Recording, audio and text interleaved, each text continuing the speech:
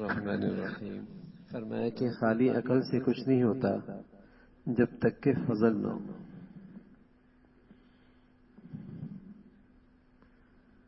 بڑے بڑے لوگوں کو ان کی عقل نے ہلاکت میں ڈال دیا۔ عقل کے ساتھ ساتھ اللہ کا فضل ہو جائے تو کام بن جاتا ہے۔ خالی عقل سے کچھ نہیں ہوتا جب تک کہ فضل نہ ہو۔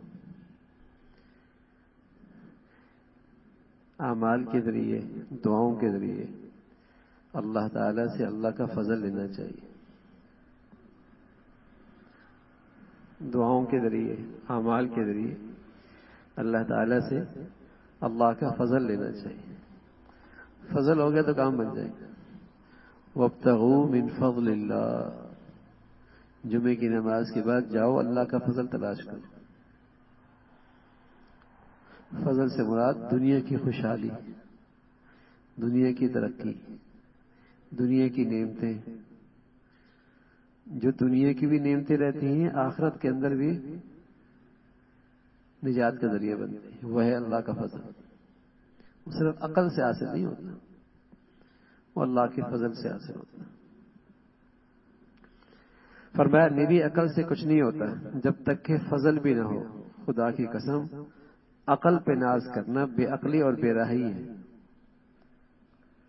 حکیم محمد فرمانے لگے خدا کی قسم عقل پہ ناز کرنا بے عقلی ہے۔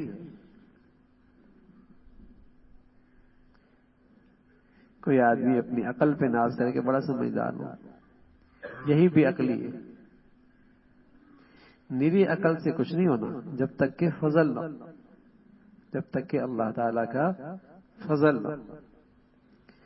اس لیے اگر کسی کو اپنی عقل پر ناز ہو تو اس خیال کو دور کر دے۔ آدھا نا میں بڑا سمجھدار ہوں اور یہ میری بڑی سمجھداری کے فیصلے ہوئی، بڑا ہوشیار تھا میں نے یوں کر دیا اور یوں ہو گیا۔ تو فرمایا کسی کو اگر یہ خیال ہے تو اس خیال کو دور کر لے۔ میری عقل کچھ کام نہیں آتی، بڑے بڑے عقلاء نے ٹھوکریں کھائی ہیں۔ دیکھیے بڑی رفتار گھوڑے کی یہ دامن کوہ تک پہنچ جاوے، اس کے بعد گھوڑا بالکل بیکار ہے، وہاں تو ہوائی جہاز کی ضرورت ہے، وہاں تو شکستگی پستی ہی کام آتی ہے، عقل کچھ کام نہیں آتی۔ وہاں تو اللہ کے سامنے اپنے عاجزی ہی پیش کرو بھیا، وہاں تو وہی کام آتی ہے۔ عقل پہ ناز کرو گے گر جاؤ گے۔ اس کے سامنے تو اپنی پستی شکستی اس کا تذکر کر اللہ بدو، ناتواں ہوں، کمزور ہوں، اس کے سامنے اپنی عقل پہ ناز مت کرو۔ تو فرمایا خالی عقل سے کچھ نہیں ہوتا جب تک کہ فضل نہ ہو۔ میں نے عرض کیا اللہ کا فضل اعمال کے ذریعے اور دعاؤں کے ذریعے اللہ سے مانگنا۔ اے اللہ اپنا فضل فرما دے، بس میری عقل سے کچھ نہیں ہوتا۔ فضل ملتا ہے اعمال صالحہ سے، دعاؤں کے وظیفے سے۔ اللہ کا فضل ہے، فضل ہو گیا تو کام بن جائے گا۔ بھائی اس پہ اللہ کا بڑا فضل ہو گیا، یہ بات صحیح ہے، اس پر تو اللہ کی بڑی مہربانی ہوگی، یہ بات ٹھیک ہے، یہ بات ٹھیک ہے۔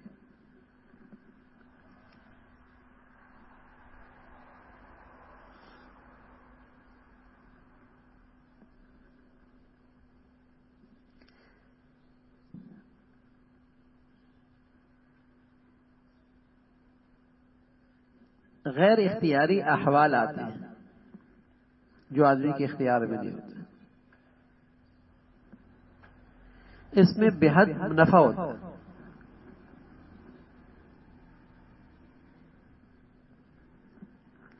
غیر اختیاری احوال زندگی میں آتے ہیں جس میں انتہائی نفع ہوتا ہے۔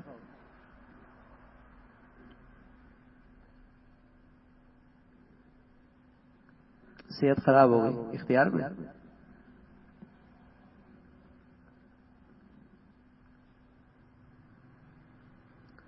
بچہ دنیا میں آیا کسی ازمائش کے ساتھ آیا، اختیار میں، اللہ نے بیٹی دے دی، بیٹا نہیں دیا، کوئی اختیار میں؟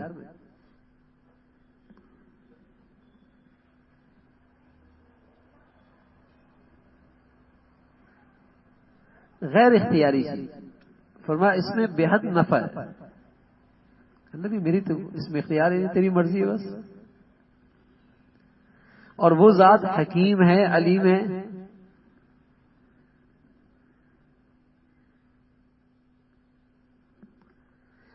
ماں اپنے بچے میں کوئی تصرف کرے تو سب مانتے ہیں، حالانکہ بچہ رو رہا ہے لیکن ماں پھر بھی تصرف کر رہی ہے، اور اس کے بوجھ پشت پہ بڑا بوجھ ڈال کے اس کو گھر سے باہر نکال رہی ہے، کتابوں سے لدا ہوا، اور بچہ رو رہا ہے، بچی رو رہی ہے، لیکن سب کہتے ہیں یہ ماں کا تصرف بیٹے کے حق میں کیا ہے؟ مفید ہے، فائدہ مند۔ تو اللہ تو ماں سے زیادہ مہربان ہے، اس کا جو تصرف ہوگا اس میں تو پھر نفع ہی نفع ہے۔ حالانکہ یہاں بھی بچی رو رہی ہے، وہاں بھی بچہ رو رہا ہوتا ہے بسا اوقات، جو اللہ تصرف کر رہا ہوتا ہے وہاں بھی رو رہا ہوتا ہے، بیٹا چلا گیا، بیٹی چلی گئی، رو رہا ہوتا ہے۔ لیکن اگر یہ خیال کر لے کہ یہ اللہ کا تصرف ہے اور وہ حکیم اور علیم ہے اور اس میں بے حد نفع ہے تو بڑا حوصلہ ملے، بڑا نفع ملے۔ فرمایا غیر اختیاری حالت میں بے حد منافع ہوتے ہیں، بے حد منافع ہوتے ہیں۔ اللہ تعالیٰ اس موقع پہ ہمیں منافع ضائع ہونے سے بچائے۔ بس اوقات آدمی تکلیف بھی اٹھاتا ہے اور منافع بھی ضائع ہو جاتا ہے، حالانکہ وہ وقت تو سیزن کا ہوتا ہے، کمائی کا سیزن ہوتا ہے، کہ اس پر ایسے احوال آ گئے جو اس کے اختیار میں نہیں،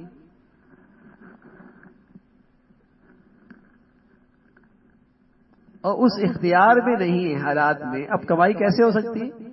جب اس کا دل کہے کہ اللہ جو تیرا فیصلہ ہے اس میں کوئی حکمت اور مصلحت ضرور، دل و جان سے راضی ہو جائے بس۔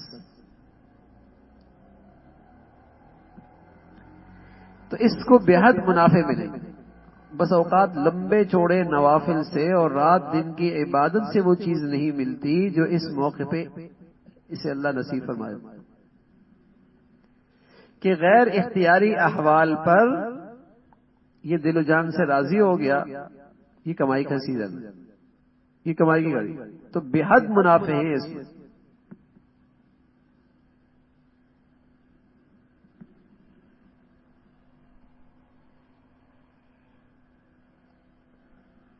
اور بس اوقات ایسی موقع پر آدمی ٹھوکر بھی کھا جاتا ہے، شکوے شروع ہوتے ہیں، شکایت شروع ہو جاتی کہ میں اتنا بزرگ ہوں اور پھر بھی ایسے احوال میرے اوپر کیوں آ گئے۔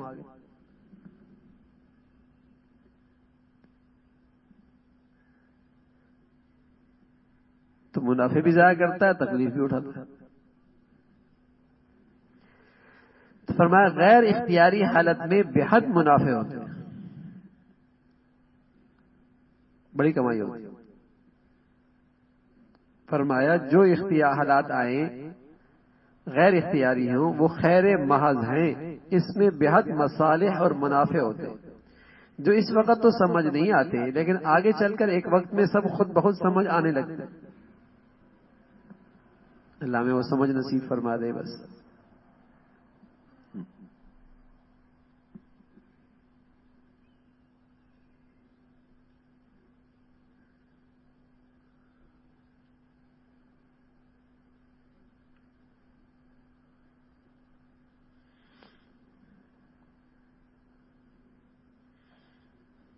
فرمایا اصلاح کا ایک زوردار طریقہ جس سے آدمی کی اصلاح ہونے لگتی اور ہر چیز میں بہتری ہونے لگتی۔ ہر کام کرنے سے پہلے یہ دیکھ لیجئے کہ یہ دین اور دنیا میں مضر تو نہیں، دیکھیے کتنی جلدی اصلاح ہوتی ہے۔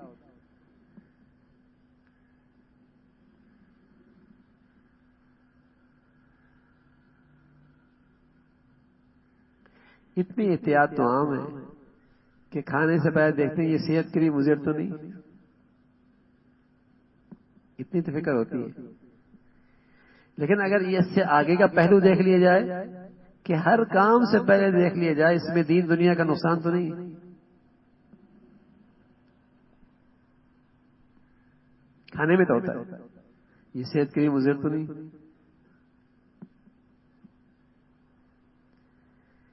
تو اگر اسی سوچ کو تھوڑی سی وسعت دی جائے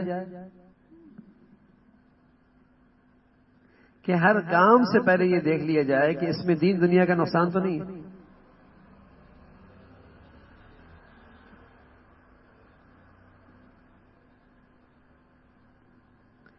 دیکھو بھائی، صرف اذکار اصطلاح کے لیے کافی نہیں ہوتے.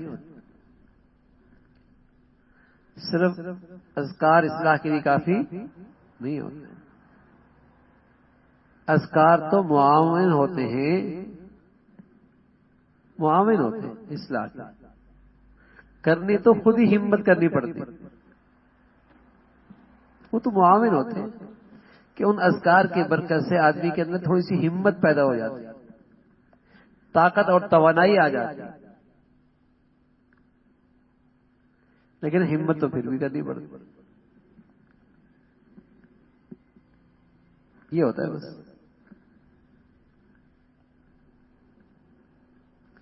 ایک صاحب نے عرض کیا میرے لڑکے بہت ہی بد شوق ہیں، تعلیم کی طرف ان کو قطعاً التفات اور رغبت نہیں. عام طور پہ گھر کی عورتیں سے بہت پریشان ہو رہی ہوتی ہیں.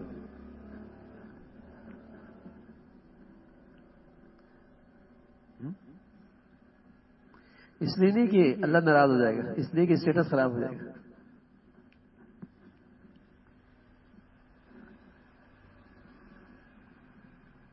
لوگ کیا کہیں گے، بہت پریشانی ہوتی ہے.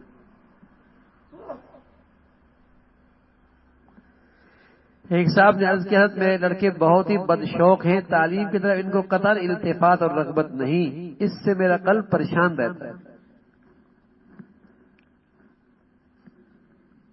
اس سے میرا دل پریشان رہتا ہے.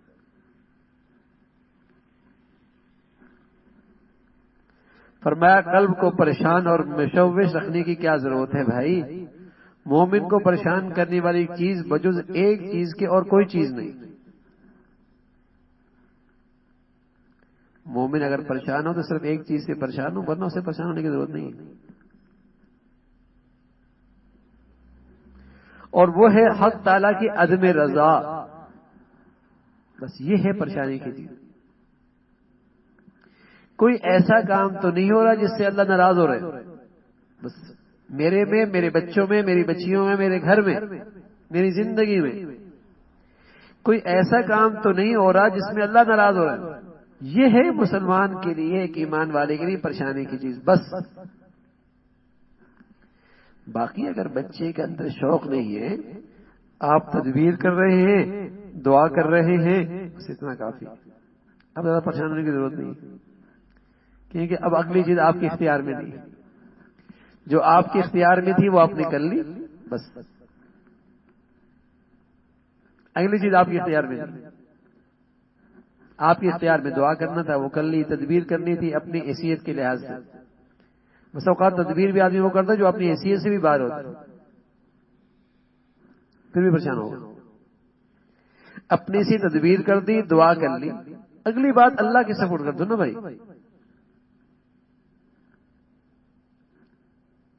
تمہارے اختیار میں کیا چیز تھی؟ کوئی ایسا کام نہ ہو جس سے اللہ ناراض ہو، یہ آپ کے اختیار میں. اپنی اختیار کے کام پہ توجہ دو، اپنے اختیار والے کام پہ توجہ دو کہ اللہ تعالیٰ ناراض نہ ہو. بس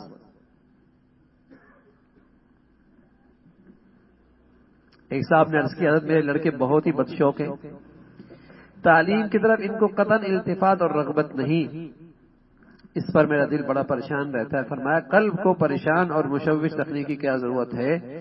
مومن کو پریشان کرنے والی چیز بجز ایک چیز کی اور کوئی چیز نہیں، وہ حق تعالیٰ کی عدم رضا ہے. اس سے تو مومن کے قلب میں جتنی پریشانی ہو اور جو بھی حالت ہو وہ تھوڑی ہے. جب رضا کا کام اہتمام ہے اپنی وسعت اور قدرت کے موافق، تو کوئی وجہ نہیں کہ مومن کا قلب پریشان اور تشویش میں رہے.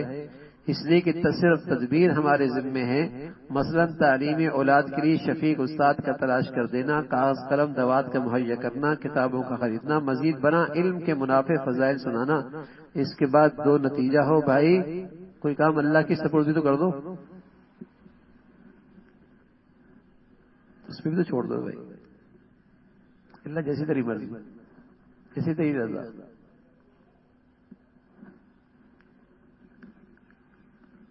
جیسے تیری رضا۔ یہی حال بیمار کے ساتھ ہے، بیماری آ گئی، گھر میں آ گئی، اپنی زندگی میں آ گئی، ہاں تو پریشان نہ ہو، مناسب علاج کر لیا، مناسب تدبیر کر لی، مناسب کوشش کر لی، بس باقی معاملہ اللہ کے سپرد کرو۔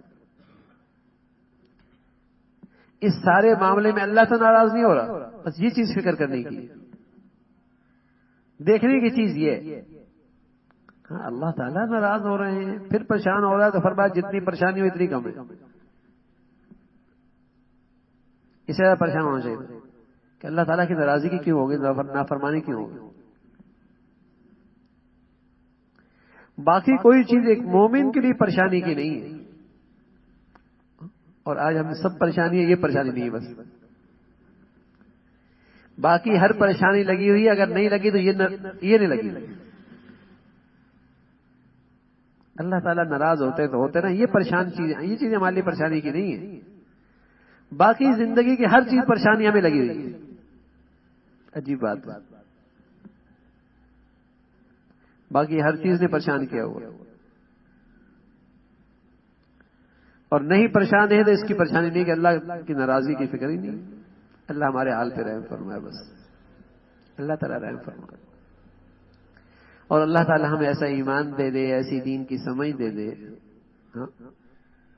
کہ ہمارے لیے پریشانی کی چیز صرف ایک رہ جائے، بس کہ اللہ تعالیٰ ناراض نہ ہو، اور اللہ تعالیٰ ناراض ہو تو پریشان ہو جائے، بس اللہ ہمیں ایسا ایمان دے دے، دین کی ایسی سمجھ دے دے۔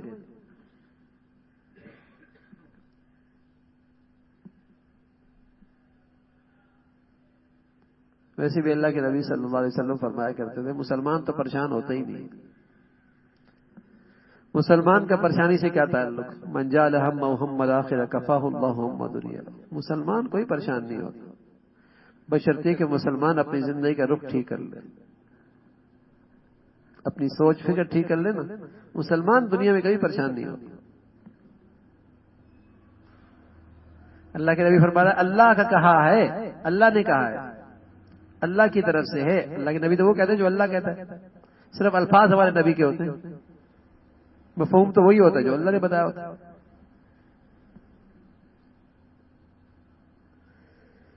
کہ جو اپنی زندگی کا رخ آخرت کی طرف کرے گا وہ دنیا کے سارے غم و فکروں سے محفوظ ہو جائے گا۔ اور حکیم الامہ تھانوی رحمۃ اللہ علیہ فرمایا کرتے تھے جسے دنیا کی کوئی پریشانی لگی ہوئی ہے نا، یقین کر لے اسے آخرت کی فکر کی ہوا بھی نہیں لگی۔ جسے دنیا کی کوئی فکر اور غم کھایا جا رہا ہے، یقین کر لے کہ اسے آخرت کی فکر کی ہوا بھی نہیں لگی، اس لیے کہ دونوں فکریں اللہ میاں اکٹھے نہیں کرتے، دونوں غم اکٹھے نہیں ہوتے، یا تو دنیا کا لگے گا یا آخرت کا لگے گا، دونوں پریشانیاں ایک ساتھ نہیں ہو سکتی۔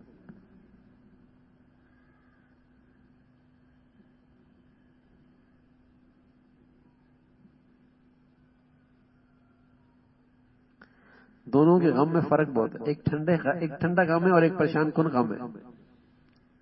آپ کہیں گے یہ کیسے، غم تو غم ہوتا ہے، غم تو غم ہوتا ہے لیکن فرق ہوتا ہے بھائی، ایک گرمی میں آپ ہیٹر چلائیں اور ایک سردی میں ہیٹر چلائیں،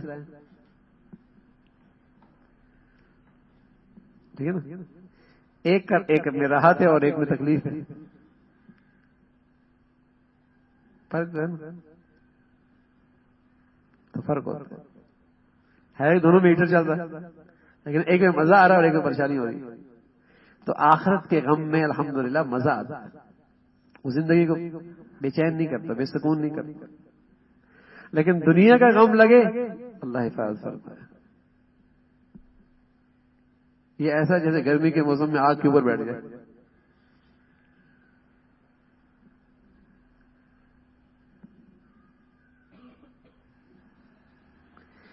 اللہ تعالی ہم سب کو بھائی دین کی صحیح سمجھ نصیب فرمائے بس.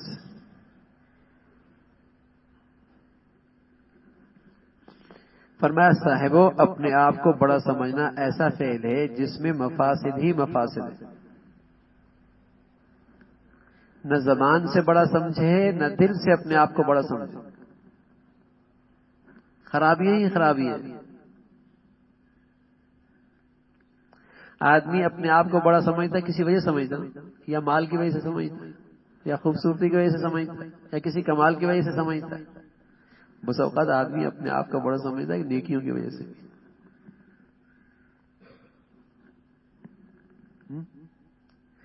تو خرابی ہی خرابی ہے، اس خرابی ہی خرابی.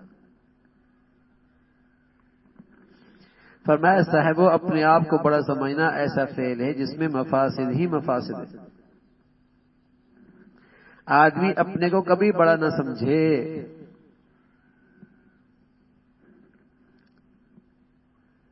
بڑائی تو اللہ کو لائق ہے بس، جو کسی کا محتاج نہیں. اور میں آپ ایک ایک لمحے کے محتاج ہیں اس ذات کی، اور پھر بڑائی اچھی لگتی ہے. اپنی حقیقت پہ نظر تو ہو. ذرا سی نظر رحمت ہٹے تو تماشا بن جائے انسان. پتہ نہیں کس بات پہ بڑائی اپنے اندر رکھتا ہے. ایک سانس اندر گیا باہر تو نکال نہیں سکتا، اور بڑائی ہے. اپنے آپ کو ہمیشہ اللہ تعالی کے ہاں محتاج بنا کے رکھے. بندہ بن کے رہے، آقا بن کے نہیں. فرمایا صاحبو اپنے آپ کو بڑا سمجھنا ایسا فعل ہے جس میں مفاسد ہی مفاسد ہے. آدمی اپنے کو کبھی بڑا نہ سمجھے. اگر یوں ذہن میں نہ آوے تو یوں چاہیے کہ بتکلف اس کی مشق کرے. اللہ کے نیک بندوں نے اس کی تدبیر لکھی، وہ یہ ہے کہ اگر اپنے سے چھوٹے کو دیکھے اس وقت خیال کرے کہ یہ مجھ سے عمر میں چھوٹا ہے، اس نے گناہ کم کیے ہوں گے. سبحان اللہ. میری عمر زیادہ ہے، گناہ میرے زیادہ ہوں گے. اگر اپنے سے بڑے کو دیکھے تو یوں خیال کرے کہ عمر میری عمر سے زیادہ ہے، اس نے نیکیاں زیادہ کی ہوں گی. اللہ ہمیں یہ سوچ نصیب فرمائے کہ ہمیشہ اپنے کو دوسروں سے چھوٹا ہی سمجھے.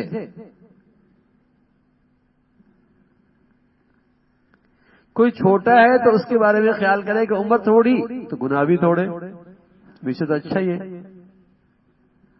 کوئی بڑا دیکھے تو یہ خیال کرے کہ عمر بڑی تو نیکیاں بڑی، تو مجھ سے تو نیکیاں اس کی زیادہ ہی ہیں. اللہ بتائیے اگر یہ خیال آ جائے تو کسی کو اپنی بزرگی پہ ناز ہوگا؟ کوئی اپنی نیکیوں کی وجہ سے بڑائی آئے گی؟ بھائی ہم کیا بڑائی کریں گے؟ اگر دیکھیں نا میرے عزیزوں، شاید زندگی کی ایک رکعت نماز کی ایسی نہ ہو کہ ہم کہہ سکیں اول تا آخر اللہ کا دھیان نصیب ہوا. پوری نماز کو نہیں، ایک رکعت کی بات کرتے تو اللہ کا کرم ہے، بس پردہ ڈالا ہوا ہے، قبول کر لیتا ہے، بلا لیتا ہے بس. ورنہ ہمیں اپنی اوقات کا تو خوب پتہ ہے.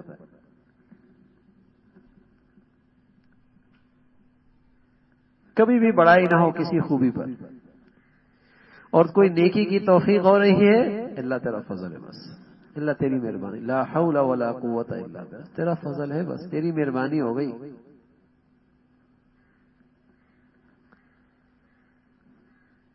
نیکی کی زندگی آپ میں عاجزی پیدا کر دے مبارک ہے. نیکی کی زندگی آپ میں بڑائی پیدا کر دے بیماری ہے. اس سے تو وہ گناہگار اچھا ہے جو شرمندہ ہے اندر سے، اس نیکوکار سے جو نیکوکار کی وجہ سے تکبر کر رہا ہے.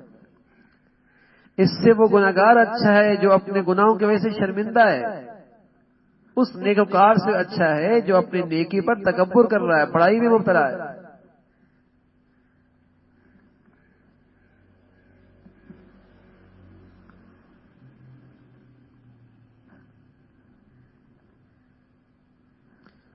لوگ ان باتوں کو توہمات سمجھتے ہیں، لیکن یہ توہمات ہی کام دینے والے. لوگ سمجھتے ہیں کیسی باتیں ہیں، ٹھیک ہے نا. کہ وہ مجھ سے نیکیوں میں بڑا ہے، یہ مجھ سے گناہوں میں تھوڑا ہے، لیکن یہ چیزیں کام آتی ہیں، اور پھر الحمدللہ آہستہ آہستہ آدمی اس مصیبت سے محفوظ ہو جاتا ہے۔ اپنے اندر اپنی بڑائی نہیں رہتی، اپنے اندر اپنی بڑائی نہیں رہتی، اور یہ ہزاروں خوبیوں کی جڑ ہے۔ جب اپنی بڑائی نہیں رہتی نا تو پھر دوسروں پر عیب کی نظر بھی نہیں رہتی، پھر آدمی دوسروں کی کمزوریاں بھی تلاش نہیں کرتا، پھر حسد اور کینہ اور بغض اور تکبر کی بیماریوں سے بہت ساری بیماریوں سے بچ جاتا ہے۔ اور اپنے آپ کو بڑا سمجھنا بے شمار مفاسد کا ذریعہ۔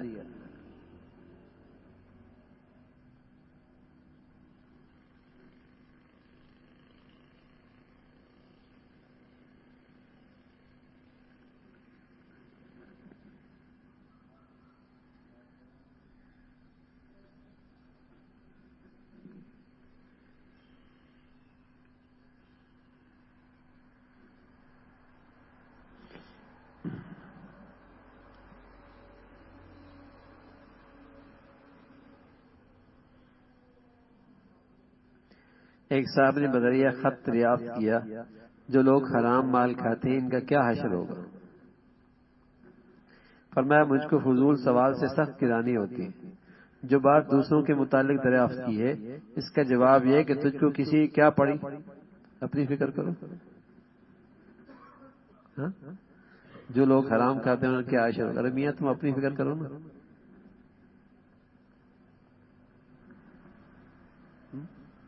دوسروں کے بارے میں پوچھ رہے ہوتے، کوئی اپنا بھی مسئلہ اٹکا ہوا ہے؟ نہیں اٹکا ہوا، صرف دوسروں کے اٹکے ہوئی۔ اپنی زندگی پوچھنی چاہیے، اپنی زندگی پوچھنی چاہیے۔